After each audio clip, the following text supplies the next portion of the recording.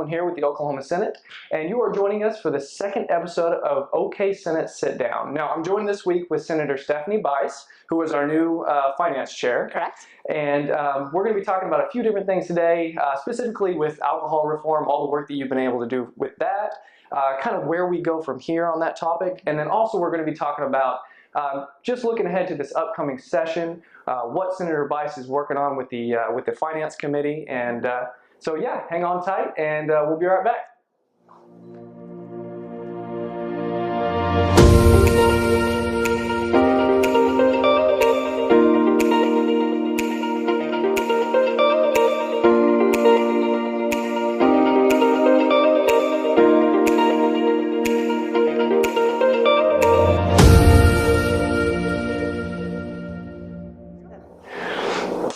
Welcome back, and as I said before, we're joined here with Senator Stephanie Bice.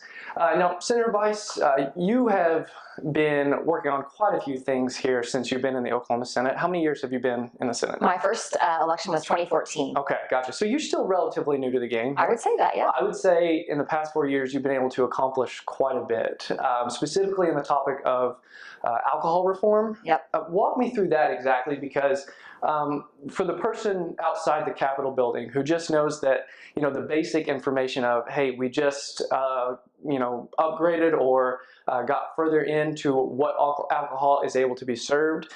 Beyond that, what was kind of the reasoning for it, and where do we go from here on that topic? Sure. Well, the original legislation that I filed back in 2015, my first legislative session, was a baby step, and it was, let's refrigerate beer in liquor stores.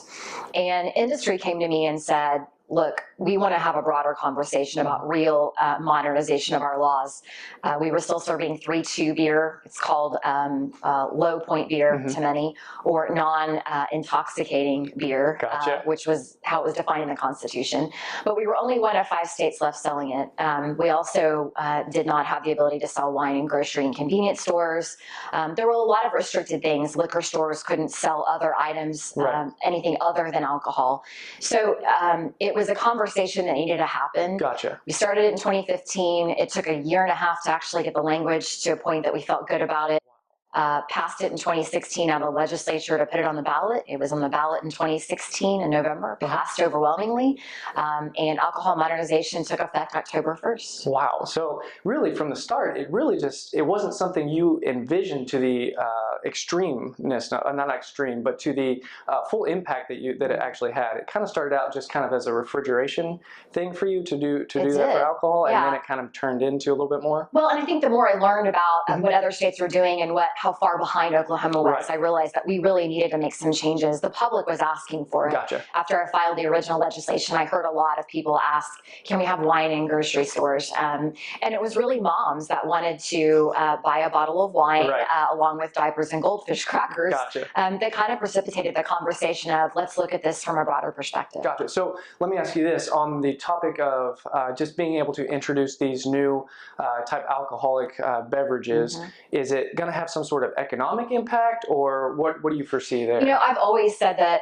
alcohol modernization was never about alcohol. It was always about jobs in the economy. Okay. Over the last 2.5 years, you have seen a tremendous growth in the number of craft breweries, Oklahoma-based craft breweries that have popped up across the state. Right. You've seen wineries expand tremendously, which is rural economic development.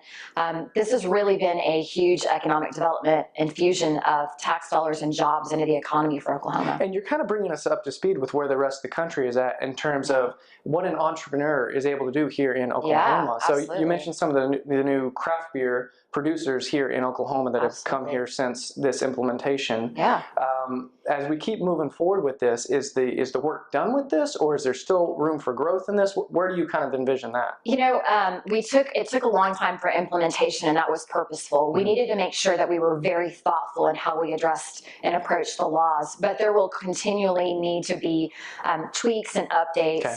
One of the things that we did last session was we allowed county option for Sunday sales. There are some counties that probably won't be in favor of letting liquor stores be open Offered on Sunday. Gotcha. Okay. Yeah. So we said, let's make it a county option, because there will be some counties that think that that's, you know, acceptable to their communities. Okay. Same for minors in stores. We haven't addressed minors in stores, and if we're selling strong beer and wine in a grocery store, should we have a conversation about allowing the children accompanied with a parent or legal guardian into a liquor store to buy some of those same items? Gotcha. So there's still things that need to be addressed or looked at, or maybe just like you said, just little tweaks here and there. You bet. There's also some conversations going on around festivals. How do we define a festival? What's the parameters of that? Right. There are things that you probably didn't think about in a big scheme of things, but now we really do need to address them. Oh, the old definition of terms in legislation, right? You got to be specific. So, so kind of changing gears here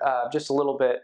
Senator Treat just named you one of our chairs here for the Senate, and it's for the Finance Committee. Yeah. So moving into that role, where are you envisioning the committee moving? Have you done any stuff over the interim to start preparing for the chairship? What do you think? Sure. So the committee before this year was a subcommittee of the Appropriations Committee. Okay. Now it's going to be its own freestanding committee. Okay. And what that means is that I think you'll see a lot more engagement with tax policy as a standalone entity, also with banking regulations. Right. I think banking is going to be moved under finance. I have been doing a lot of research. Great. You're talking about tax code. It's a complicated topic. There's a lot of moving parts. You have everything from tax credits and rebates to what tax code looks like. Gotcha.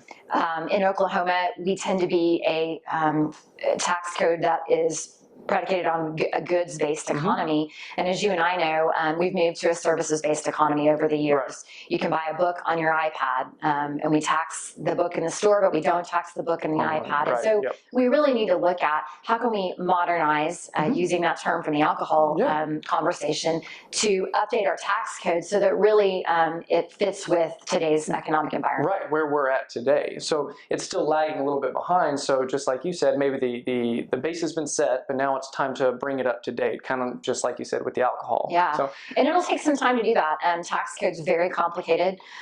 We are one of the very few states, if the only state, that municipalities base their budgets off of sales tax revenue only, which is a difficult dynamic sometimes, especially when you have downturns in economy like we've had. Right. So you really have to think broad about how we address tax code, and if we do make adjustments, how that will impact the cities and counties across the state. Gotcha. So it sounds like you already have kind of at least some topics and vision of some ideas you want to look at as moving into that chairmanship, and kind of take some of the things that you're wanting to look at, and are you wanting your committee to specifically focus on maybe legislation around those ideas, or what do you think? I think right now we're still researching those topics. Okay, one of the things that's nice is we do have this time, the interim, to be able to really dive into specific issues. I've done a lot of research over the last couple of years on online sales tax. Right. And there was actually a Supreme Court ruling a couple of months ago that helped states start collecting that online sales tax.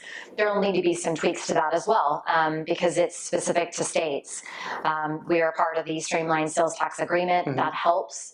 But those are important conversations that we need to be having. Not only does it help bring in tax revenue for the state, but it also re-engages small businesses, because oftentimes those small businesses were losing out on sales to their competition that were only online, and folks weren't paying the sales tax. Exactly right. So, well, that is amazing. I'm excited about you being in the chair for that committee. I think there is, like you said, a lot of tweaking, a lot of updating that can be done, and I think you're just the lay for it. So I'm excited for the opportunity, but there's a lot of work to be done. Awesome, awesome. Well, I think we're about out of time, but do you have anything else you wanted to add before we sign off? I think I'm ready for session again. Yeah. We had several sessions concurrently over the last couple of years. I think everyone was pretty much. Everyone was a little worn out, but I'm looking forward to next session. I think there's going to be a lot of optimism. Economy's doing really well, and there's going to be some really great things to look forward to. Yeah, it's sort of like a different feeling going into this session, a little bit more. It's almost like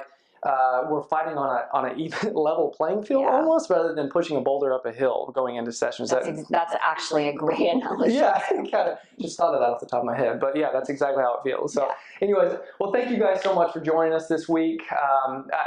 We've been able to talk about a few different things here. I hope you've been able to learn a little bit about what Senator Bice has been doing, both preparing for the Finance Committee, and then also everything she's been able to do for alcohol reform and updating and modernizing Oklahoma, bringing us into the 21st century on a lot of different topics. So Anyways, hope you guys can join us again next week, and we'll see you then. Bye, guys. Thanks.